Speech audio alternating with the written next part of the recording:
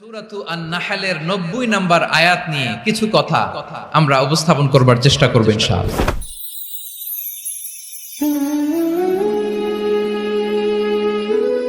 মুসাফিরস দাওয়া। এই আয়াতটা অনেক কম্প্রিহেন্সিভ একটা আয়াত। সাইয়েদনা আব্দুল্লাহ ইবনে মাসউদ রাদিয়াল্লাহু তাআলা আনহু উনি বলেছেন, ইন্নাহা মিন আজমাই আয়াতিল কুরআন। এটা কোরআনের সবচেয়ে জামে মানে আয়াত। যদিও ছোট্ট আয়াত, অল্প কিছু কথামালা, কিন্তু তিনি বলতেন এটা কোরআনের সবচাইতে জামিআ মানে সবচেয়ে কম্প্রিহেন্সিভ একটা আয়াত, যেখানে শব্দ কম কিন্তু এটার দোতনা, এটার আবেদন, এটার মিনিং অনেক বেশি। এই আয়াতে আল্লাহ তাআলা বেসিক্যালি আমাদেরকে তিনটা বিষয়ে আদেশ করেছেন আর তিনটা বিষয়ে বারণ করেছেন, মানে নিষেধ করেছেন। 3 do's and 3 don'ts, do's and don'ts, তিনটা আদেশ, তিনটা নিষেধ। এই ছোট্ট একটা আয়াতে গোটা ইসলামী শরিয়ার the gist, the cream of the creams, গোটা ইসলামী শরিয়ার মূল নির্যাসকে আল্লাহ ঢুকিয়ে দিয়েছেন। তিনটা আদেশ আর তিনটা নিষেধ। আসুন আমরা সরাসরি কোরআন থেকে শুনি, সবাই পড়ুন। আউযু বিল্লাহি মিনাশ শাইতানির রাজীম। বিসমিল্লাহির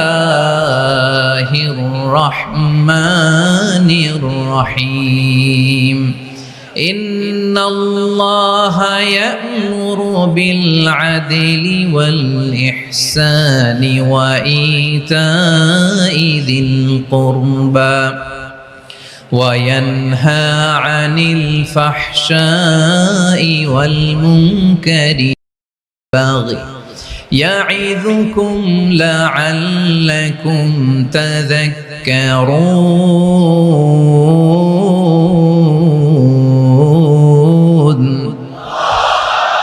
আল্লাহ তাআলা ইরশাদ করছেন, ইন্নাল্লাহা ইয়া'মুরু বিল আদলি ওয়াল ইহসান। নিশ্চয় আল্লাহ তাআলা তোমাদেরকে ন্যায় বিচারের আদেশ দেন, সদাচরণের আদেশ দেন, নিকট আত্মীয়দেরকে দানের আদেশ দেন। আদেশ কয়টা? নিশ্চয় আল্লাহ তাআলা তোমাদেরকে ন্যায় বিচারের আদেশ দেন, সদাচরণের আদেশ দেন, তিনি তোমাদের নিকট আত্মীয়দেরকে দানের আদেশ দেন, আর তিনি তোমাদেরকে অশ্লীলতা থেকে নিষেধ করেন, মন্দ কাজ থেকে নিষেধ করেন, অবাধ্যতা সীমা লঙ্ঘন থেকে নিষেধ করেন। তিনি তোমাদেরকে উপদেশ দেন যাতে তোমরা শিক্ষা গ্রহণ করো। সুবহানাল্লাহ। উপদেশ দিচ্ছে স্বয়ং কে? তিনটা জিনিসের আদেশ। ইয়া'মুরু বিল আদল, সুবিচার, ন্যায় বিচারের আদেশ তিনি দেন। ইহসানের আদেশ দেন, যাতে আমরা ইহসান করি, একে অপরের প্রতি সুবিচার করি, মহানুভবতা দেখায়, অনুগ্রহ দেখায়, আর নিকট আত্মীয়দেরকে যেন আমরা দান করি। এই তিনটা আদেশ তিনি দিয়েছেন। আর কোন তিনটা জিনিস থেকে তিনি বারণ করেছেন?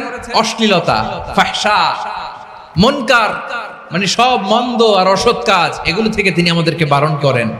ওয়াল বাগি, অবাধ্যতা, সীমা লঙ্ঘন, এই তিনটা কাজ থেকে তিনি আমাদেরকে বারণ করেন। তিনি আমাদেরকে উপদেশ দেন, স্বয়ং আল্লাহ তাআলা আমাদেরকে উপদেশ দেন যাতে করে আমরা শিক্ষা গ্রহণ করি। সুবহানাল্লাহ। আল্লাহ তাআলা প্রথমে আমাদেরকে আদেশ দিয়েছেন আদালের। ইন্নাল্লাহা ইয়া'মুরু বিল আদল। আওয়াজ করে বলুন আল আদল।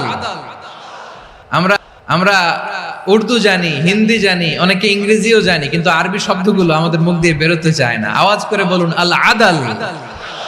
মাশাআল্লাহ। ইন্নাল্লাহা ইয়া'মুরু বিল আদল। আল্লাহ তাআলা আমাদেরকে আদলের আদেশ দেন। আদল অনেকে না বুঝলেও আদালত শব্দটা বুঝবেন। আদালত, আদালত, আদালত বুঝেন না? যেখানে বিচার কার্যের ফয়সালা করা হয়, কোর্ট কাচারি, আদালত, এটা তো ভেরি কমন। এটা শুনছেন না সবাই? আদালত, যেখানে ন্যায় বিচার হবে, সুশাসন হবে। কিন্তু ভাগ্যের কি নির্মম পরিহাস, ওখান থেকে মিথ্যা সাক্ষী দিয়ে মনমতো রায় দিয়ে দেয়া হয়। এগুলোর পরিবর্তন হওয়ার দরকার আছে না নাই? প্রিয় ভাইয়েরা, আদালত, আল আদল, ইংরেজিতে বলে জাস্টিস, ন্যায় বিচার, সুবিচার, সুশাসন, জাস্টিস, আল আদল, সব জায়গায় এই জাস্টিস থাকা দরকার। Justice should be prevailed in the society. The mission of all prophet was to uphold the justice.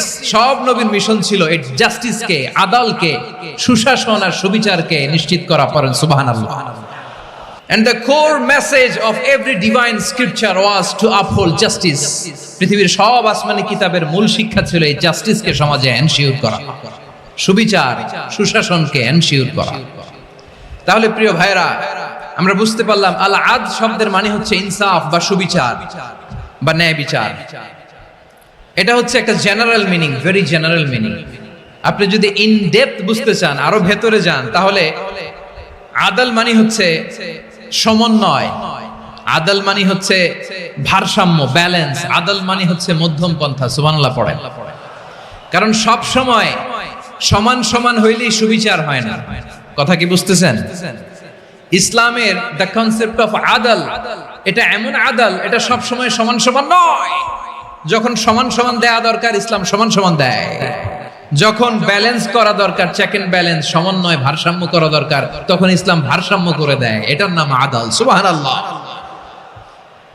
সহজ করে আপনাদেরকে বুঝাই, যেমন ধরুন একটা পরিবারের 3 জন সদস্য, স্বামী, স্ত্রী আর সন্তান। তাদের সকালবেলার ব্রেকফাস্টে স্বামীর সকালের নাস্তায় স্বামীর 3টা রুটি লাগে, স্ত্রীর 2টা লাগে, আর সন্তানের 1টা রুটি লাগে। এখন আমি যদি সমান সমান করে আদল করতে চাই, সবাইকে যদি 3টা করে রুটি দেই, তাহলে স্বামী বেচারার জন্য ঠিক আছে? কি বলেন? কথা কি বুঝতেছেন না কষ্ট হয়ে যাচ্ছে? যদি সমান সমানের নিয়মে আগাই, তাহলে 3টা করে যদি রুটি দেই স্বামীর জন্য ওকে, কিন্তু স্ত্রীর জন্য 1টা বেশি হয়ে যায়। আর সন্তানের জন্য কয়টা বেশি হয়? আচ্ছা, এই তো বুঝতেছেন, মাশাআল্লাহ।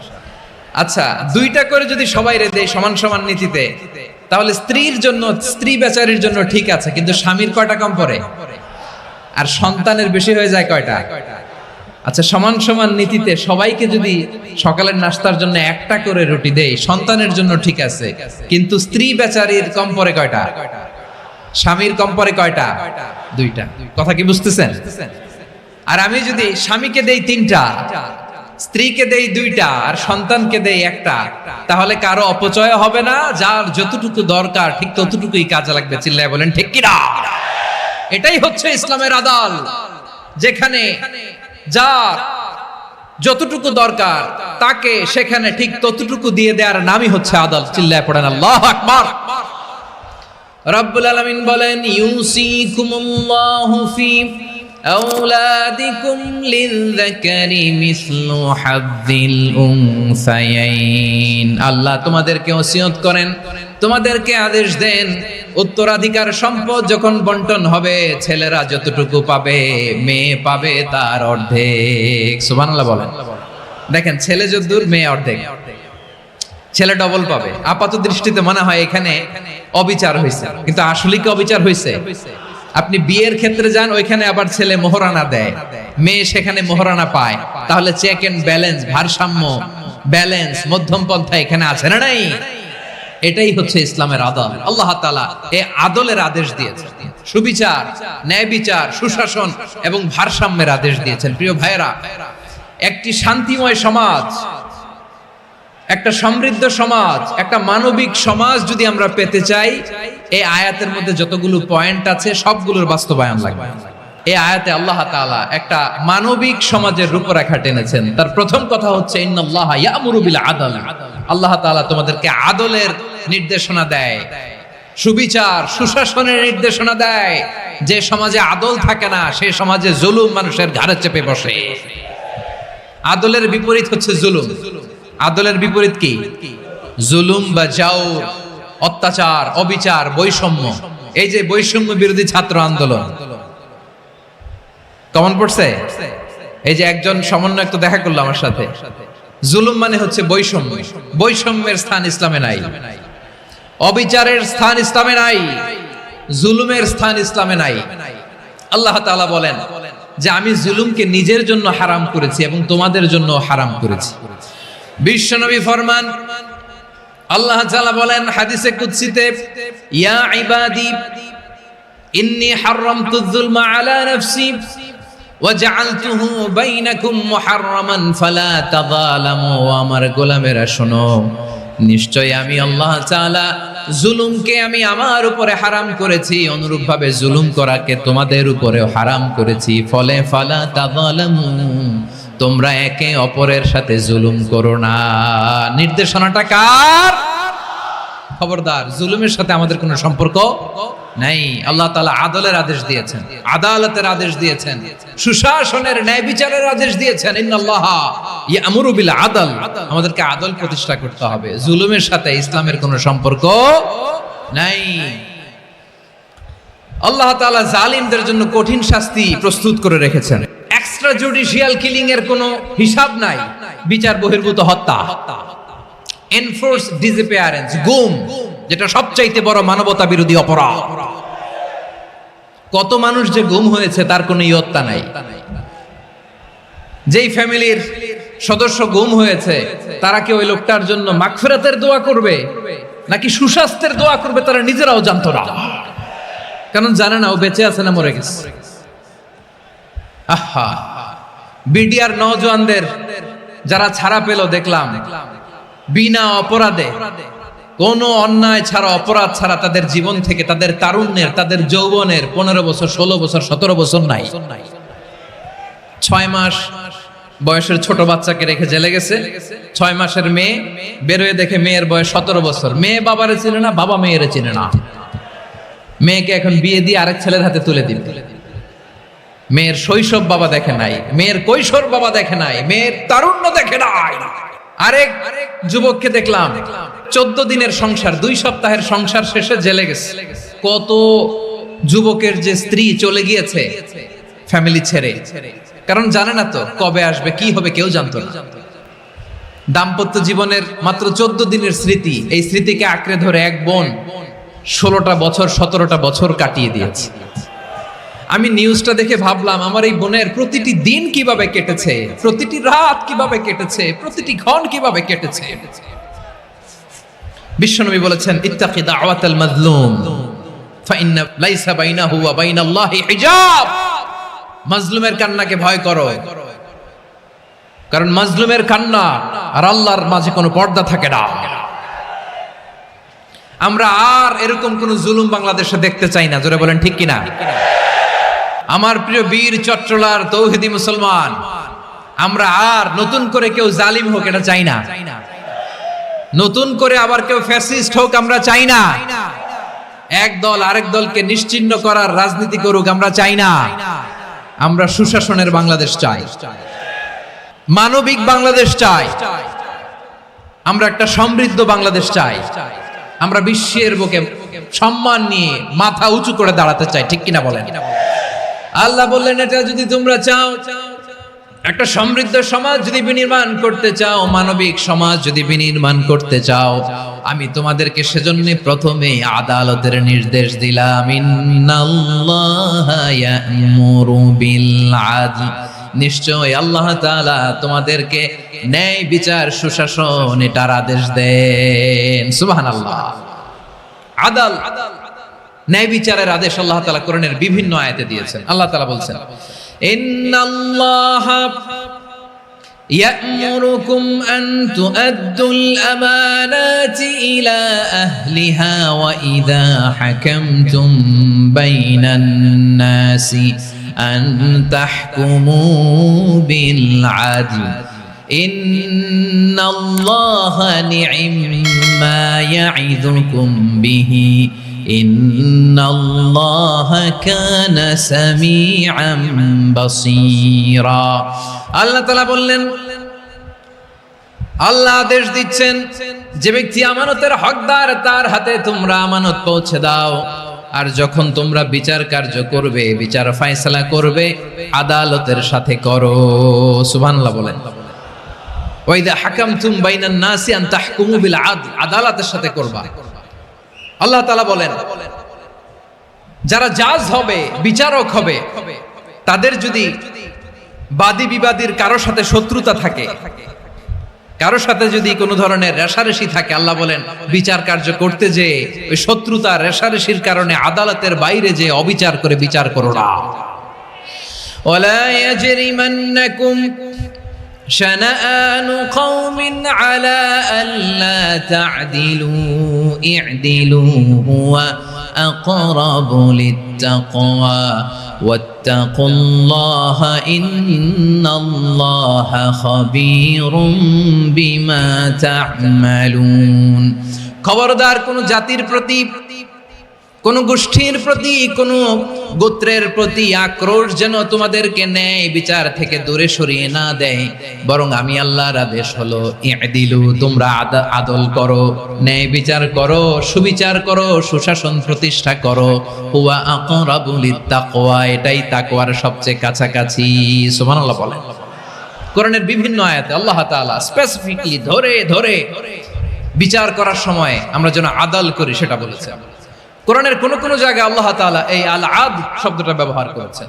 আবার একই জিনিস ইনসাফ, সুবিচার, সুশাসন, ন্যায় বিচার, ন্যায় পরায়ণতা বুঝাতে আল্লাহ তাআলা কখনো কখনো আল কিসত শব্দটা ব্যবহার করেছেন। আল্লাহ তাআলা বলেন ওয়া ইন হাকামতা ফাহকুম বাইনাহুম বিল কিসতি ইন্নাল্লাহা ইউহিব্বুল মুকসিতিন।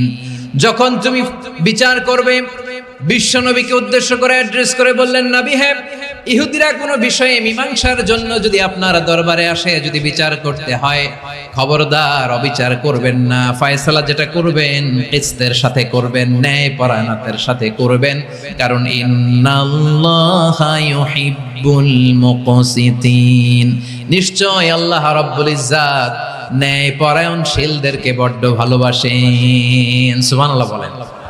ন্যায়পরায়ণ লোকদেরকে আল্লাহ তাআলা বড্ড ভালোবাসেন। অন্য আয়াতে আল্লাহ তাআলা বলছেন ওয়ানাদউল মাওয়াজিনাল কিসত লিয়াউমিল কিয়ামাতি ফালা তুযলামু নাফসুন শাইআ। আমি কিয়ামতের দিন ন্যায়পরায়ণতার মানদণ্ড স্থাপন করব, যেটাকে আমরা মিজানের পাল্লা বলি। আল্লাহ বলেন ন্যায় বিচারের মানদণ্ড কিয়ামতের ময়দানে আমি আল্লাহ স্থাপন করব।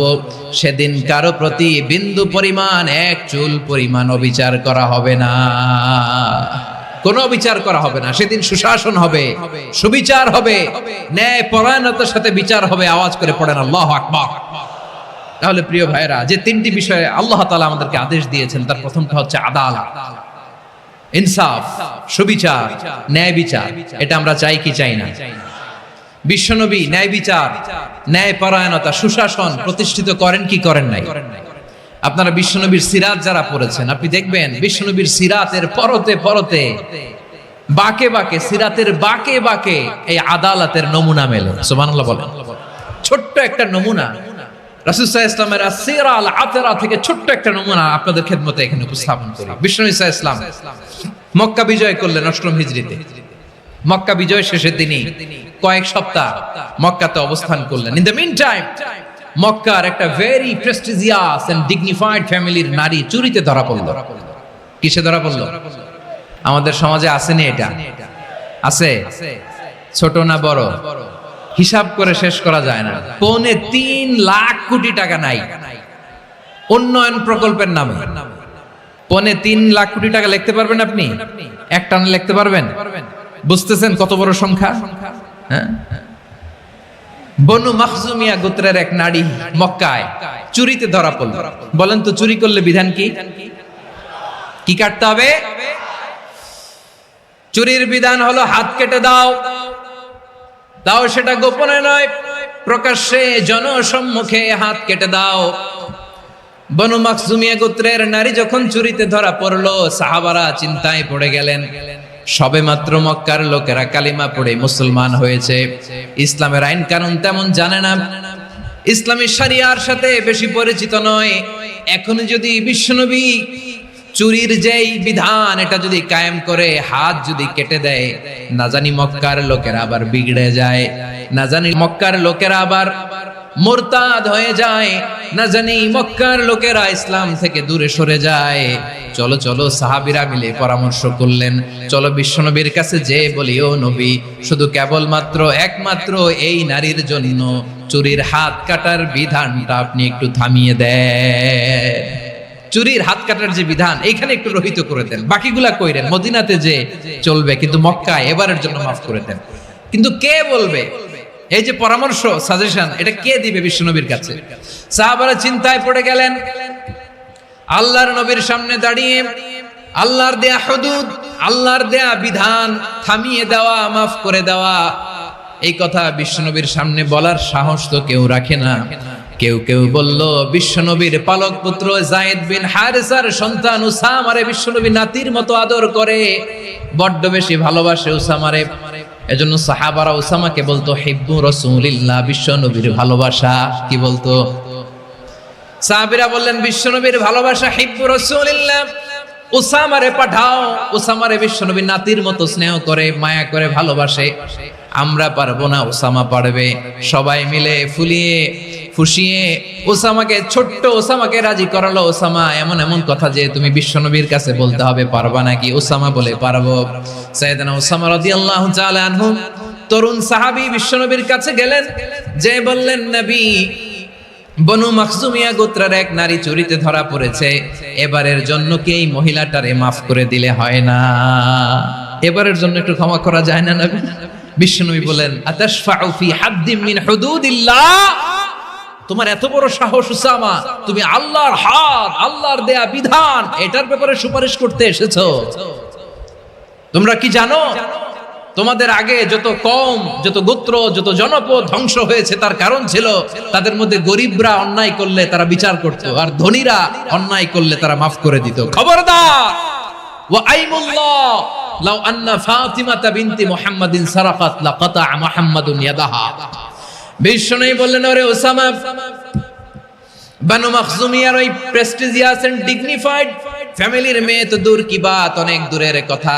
জেনে রেখো ওসামা, আমার কলিজার টুকরা নয়নের পুটুলি ফাতেমাও যদি মক্কার জমিনে আজকে এই চুরির দায়ে ধরা পড়তো, আমি বিশ্বনবী মুহাম্মাদুর রাসূলুল্লাহ ধরে ফাতেমার ডান হাতটা কেটে দিতে এক বিলম্ব দেরি করতাম না।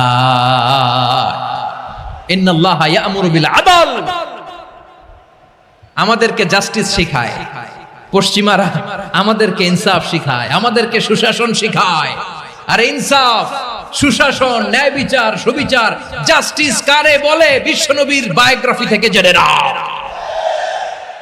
এই ছিল বিশ্বনবী সাল্লাল্লাহু আলাইহি ইসলামের আদালতের নমুনা। আপনি যদি সাইয়েদনা ওমর ফারুকের জীবনের দিকে তাকান, এমন কঠোর, এমন বীর সেনানী ছিলেন। সাইয়েদনা ওমর ফারুক যদি রাস্তার এই মাথা দিয়ে হাঁটা শুরু করতেন, শয়তান ওমর ফারুককে দেখলে ওই রাস্তা রেখে দিয়ে অন্য রাস্তা দিয়ে হাঁটতো। সুবহানাল্লাহ। ওমর ফারুক রাদিয়াল্লাহু তাআলা কি পার্সোনালিটি ছিল, কি পার্সোনালিটি! আমাদের এলাকায় ছোট বাচ্চারা রাতে ভাত খেতে চায় না, আমার মেয়েটাও খেতে চায় না। এই এটা দিব, ওইটা দিব, আজকে মাহফিলে আসার সময় বলে দিছে লিস্ট করে এটা এটা আনতে হবে। তো ছোট্ট বাচ্চাদের অনেক বায়না থাকে, ওরা রাতে খেতে চায় না। তো মায়েরা বিভিন্ন ভয় দেখায়, এই বাঘ আসবে, বাঘ আসবে খাও, এই ভূত আসবে, ভূত আসবে খাও। আপনারা কি বলেন চট্টগ্রামে? ভূত, ভূত, ভূত আসবে, বাঘ আসবে, খাও খাও খাও, তাড়াতাড়ি খাও। তো বাচ্চারা এগুলো শুনে ভয়ে খেতে শুরু করে। মদিনার জমিনেও একই ঘটনা ঘটতো। মদিনার ছোট্ট ছোট্ট সোনামণিরা খেতে চাইতো না। তো মায়েরা বলতো, হা হুয়া ইয়াতি উমর, হা হুয়া ইয়াতি উমর, ওই যে উমর আসতেছে, উমর। ওমরে ফারুকের কথা শুনলে বাচ্চারা একেবারে ঠান্ডা। প্রভু তুমি বলেছ রাসূল দেবে না, বলনি দেবে না ওমর, বলনি দেবে না হামজা তারি, খালিদ বিজয় সমর। প্রভু তুমি বলেছ রাসূল দেবে না, বলনি দেবে না ওমর, বলনি দেবে না হামজা তারি, খালিদ বিজয় সমর। প্রভু তুমি বলেছ রাসূল দেবে না। আল্লাহু আকবার।